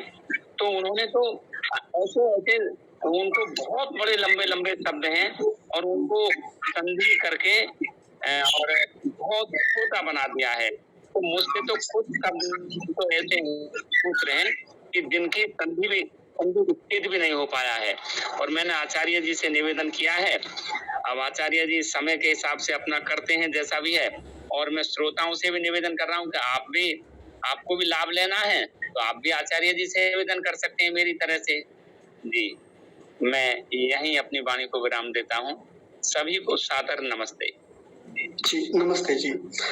मैंने आर्याभिविनय पुस्तक का जो पीडीएफ है वो समूह में भेज दिया है, अभी माता जी ने मुझे भेजा था। तो बड़ा उत्तम पुस्तक है ये जो मैंने अभी भेजा है। उन्होंने 2 पीडीएफ मेरे पास भेजी। एक तो वो है जिसमें काले रंग का फॉन्ट है, छोटा छोटा फॉन्ट है, उसमें पढ़ने में समस्या होगी आप लोगों को। पेज तो कम है, एक पेज पे 2-2 कर रखे हैं उसमें, तो उसका प्रिंट आउट तो बढ़िया निकल जाएगा। लेकिन जो आपको भेजा है मैंने, ये रंगीन फॉन्ट है, इनके कई सारे रंगों में बने हुए हैं, मोटा फॉन्ट है, बहुत बढ़िया। 122 पेज हैं, आप इसको देखकर एक बार पढ़िएगा। हो सके इसका भी प्रिंट आउट निकलवा लीजिएगा, जैसा अनुकूलता हो जिसको भी। पुस्तक मंगानी हो पुस्तक मंगा लीजिए, और बहुत बढ़िया पुस्तक है, आप एक बार पढ़िएगा। कभी भविष्य में अनुकूलता बनेंगी तो फिर इस पुस्तक को आधार बना के हम कक्षा में स्वाध्याय शुरू करेंगे इसको भी। आचार्य जी नमस्ते। नमस्ते। मैं आचार्य जी को अग्रिम धन्यवाद दे रहा हूँ इस बात के लिए कि आचार्य जी कह रहे हैं कि जब ये अनुकूलता बनेगी तो हम इस पुस्तक को भी आधार बना के और इसको पढ़ाएंगे। बहुत ही आपका बहुत बहुत धन्यवाद जी। जी जी जी जी, आप बोलिए। आचार्य जी, असल में ये जो कलर्ड वाली भेजी गई है, ये कभी टाइप की थी, ये 24 मंथ है इसमें मात्र। अच्छा जी। हाँ, और जो काली वाली भेजी गई है उसमें पूरा। अच्छा अच्छा, ठीक है, मैं दोनों भेज देता हूँ, जिसको जैसा अनुकूल हो वो देख लें। लेकिन वो हाँ, ये बढ़िया है, आपने बता दिया, क्योंकि मैंने देखा नहीं, मोटा मोटा देख के ऐसे भेज दिया, तो इसीलिए हमने बताया कि इसमें केवल मात्र 24 मंथ है वो। हाँ जी, ठीक है, बहुत धन्यवाद आपका। ये टाइप किए हुए हैं हमारे, लेकिन हमने यहाँ से कभी टाइप किए थे। अच्छा जी, बहुत बढ़िया। इसीलिए वो बहुत कम उसमें आ जाती है, किलो हाँ बाइट में है। जी जी जी, बिल्कुल, बहुत सुंदर, शोभनम। नमस्ते। नमस्ते। मीरा, आप कुछ कह रहे हैं बेटी, आप बताइए।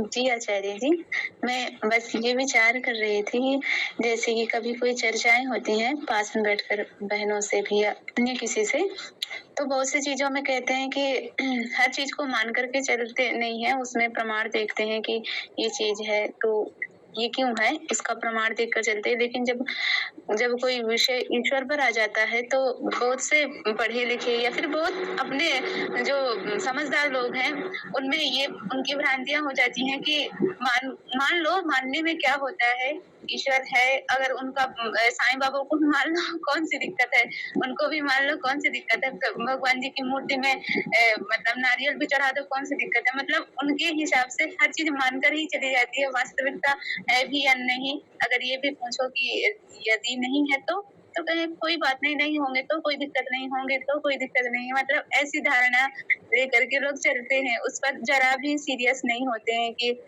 मतलब ईश्वर रूपी विषय में कभी एक गंभीरता नहीं होती है, जैसे कि किसी पर भी चर्चा हो बहुत ही अनसीरियस होकर के उस चीज को क्लोज कर देते हैं और मान करके चलते हैं। ये मानने वाला सिस्टम मात्र ईश्वर पर ही अप्लाई होता है आचार्य जी, अन्य किसी वस्तु पर नहीं। जैसा कि आप कहते हैं ना कि मान करके खंबा एक बार को मान लो खंबा नहीं है, सर टकरा दो अपना, तो नहीं मानेंगे क्योंकि प्रत्यक्ष दिखता है।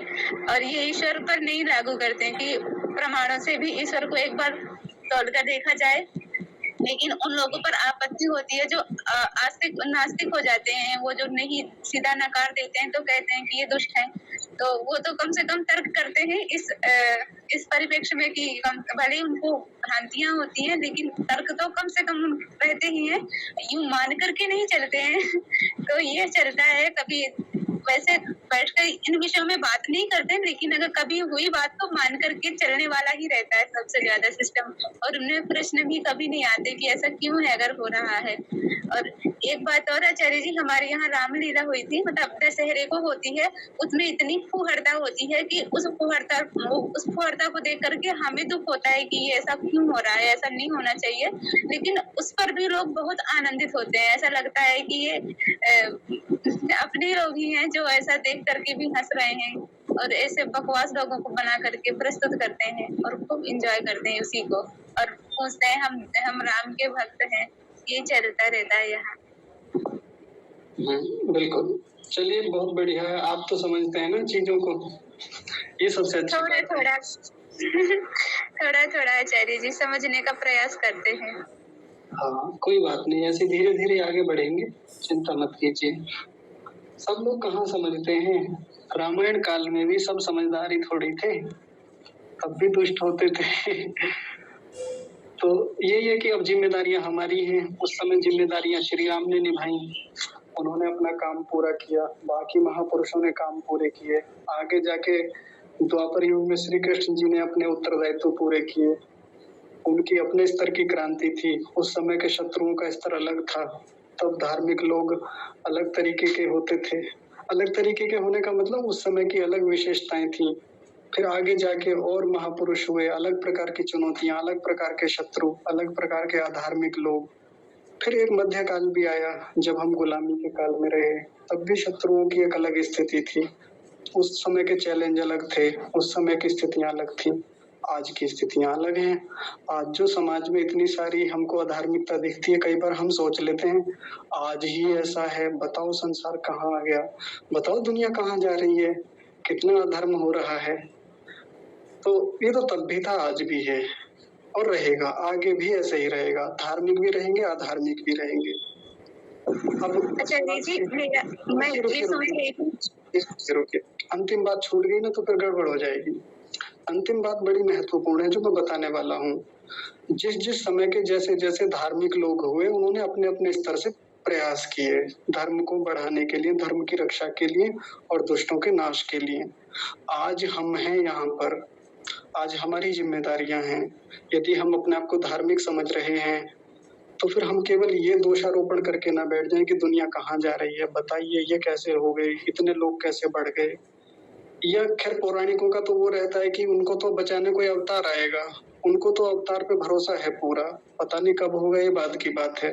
लेकिन हम जो वैदिक धर्मी हैं, हमें इस बात पे विश्वास है कि पुरुषार्थ तो हम ही को करना है।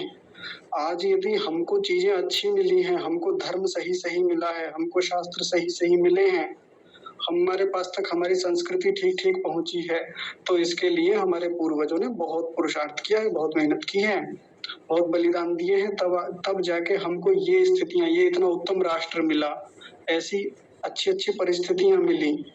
तो अब दायित्व जो हम हैं वर्तमान में, हमारा बनता है कि यहाँ से चीजों को ठीक करके आगे सही सही रूप में अपने वंशजों के लिए छोड़ के जाएं, उनके लिए करके जाएं। यही शिकायतें लेके बैठे रहे जी मुसलमान तो इतने बढ़ रहे हैं, बांग्लादेश की ये हालत है, वो है, इतने भर से काम नहीं चलेगा। या पौराणिकों की ये स्थिति है, उसका ये कर दिया, उसका वो कर दिया। हम अपने स्तर पे क्या काम कर रहे हैं, हम अपनी कितनी जिम्मेदारियां निभा रहे हैं, इस पर भी विचार करना चाहिए सबको। हाँ, अब बोलिए, आप कुछ कह रहे थे।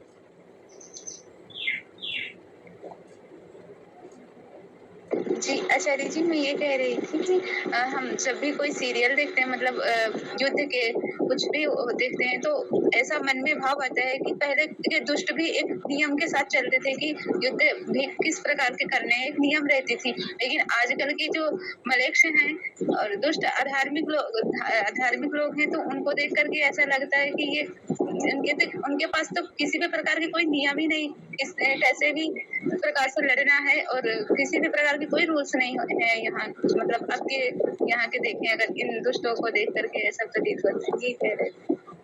अच्छा, पहले कैसे नियम होते थे एक बार बताइए? इतनी क्रूरता दिखती नहीं थी जितनी अब दिखती है। आपको पता क्या है पुरानी क्रूरताओं के बारे में? रावण की क्रूरता का पता है आपको? दुर्योधन, ये क्षमा कीजिए, मारीच, सुबाहु, ताड़का, इनकी जो क्रूरताएं थी, कितने महान व्यक्ति होते थे, ये कितने क्रूर थे, थोड़ा बहुत है? हाँ, थोड़ा सीरियल के माध्यम से देखा था। इस माध्यम से उतना नहीं दिखाया गया, लेकिन जो वास्तविक स्वरूप है रामायण में वो देखिए। किसी के भी शरीर को काट करके मांस के टुकड़े, किसी जानवर के शरीर को काट के यज्ञ में डाल देना, आज है ऐसा? है, होता है, बलियां आज भी होती हैं। आज भी जानवरों को मंदिरों में काटा जाता है या अन्य बलि के नाम पे काटा जाता है। तब भी कटते थे, तब भी ऐसे मनुष्यों को काट लिया, हजारों मनुष्य बंदी बना रखे एक ही व्यक्ति ने। हाँ, ये स्थितियां तब भी थी, क्रूरताएं तब भी थी, हमको पता नहीं है। हमने बस कुछ युद्ध की बातें सुन रखी है कि महाभारत का जो युद्ध था या कुछ युद्ध था, उनके कुछ नियम थे, आपको ऐसे चलना है, वैसे चलना है, निहत्थे पर हाथ नहीं उठाना है, कुछ थोड़ी बहुत गिनी चुनी बातें हमको पता है, लेकिन उस समय की क्रूरताएं नहीं पता। ये क्रूरता नहीं थी क्या कि अपने ही भाइयों को वन में भेज दिया, उनको किसी भी प्रकार से एक सुई की नोक के बराबर भूमि देने के लिए मना कर दिया। ये क्रूरता नहीं है। क्रूरता कोई अलग से थोड़ी होता है कि कोई खूंखार व्यक्ति होगा जिसको बड़ा गुस्सा आ रहा होगा, ऐसा ही थोड़ी है। ये क्रूरता नहीं थी क्या कि इतना भयानक युद्ध हुआ और उसमें 18 अक्षौहिणी सेना से ज्यादा सेना समाप्त हो गई। ऐसा नहीं है कि आज नियम नहीं है, आज भी ये जो जितने भी दुष्ट हैं, अगर आज ये संयमित हैं, सही हैं, भले लोकतांत्रिक व्यवस्था है, संवैधानिक व्यवस्था है, नियम में रहते हैं, भले ही डर के रह रहे हैं, संख्या कम है, अल्पसंख्यक हैं, लेकिन हैं अभी भी नियम में, ये भी रहते हैं। और क्रूर उस समय भी थे, क्रूर आज भी हैं। तो दोनों स्थितियों का अवलोकन करके चले तो हमें बहुत सारी चीजें समझ में आएंगी। उस समय की भी चैलेंज अलग थे, इस समय के भी चैलेंज अलग हैं, लेकिन तब भी थे, आज भी हैं। हमको दोनों समय का समझना चाहिए। नहीं सागर भाई, देखिए मैं फिर कह रहा हूँ, हमको आज का अधिक दिख रहा है, इसलिए कह रहे हैं ऐसा, क्योंकि आज हमारे सामने है सारी चीजें। उस समय की चीजें हमारे पास केवल एक छोटे से ग्रंथ के माध्यम से हैं, जिसमें सारी बातें शायद लिखी भी नहीं गई हैं, इसलिए दिखता है। तो इसका, हालांकि मेरे कहने का ये मतलब बिल्कुल नहीं है कि फिर आज की चीजों को हल्का लेना छोड़ दें, हल्के, क्षमा कीजिए, हल्के में लेने लगे, ऐसा हम नहीं कर सकते। हाँ, एक बात के आधार पे तो मैं कह सकता हूँ, बस एक आधार है जिसको लेके मैं मानता हूँ कि आज की स्थितियां बहुत खराब हैं पिछले प्राचीन काल के मुकाबले। वो एक ये है कि उस समय एक स्त्री को केवल अपहरण कर लिया था, बस एक स्त्री का केवल अपहरण हुआ था, और उसके चक्कर में पूरी लंका ही उड़ा दी उन्होंने, समूल नाश कर दिया रावण का। केवल एक स्त्री का अपहरण हुआ था, कोई छेड़खानी नहीं हुई थी, कोई अभद्रता नहीं हुई, कोई वैसा, मतलब कुछ विशेष वैसा नहीं हुआ जैसा आज के समय में हर क्षण क्षण में होता है। क्षण क्षण में कितने भयानक दुराचार होते हैं। इस मामले में तो कह सकते हैं कि बहुत भयानक स्थिति है।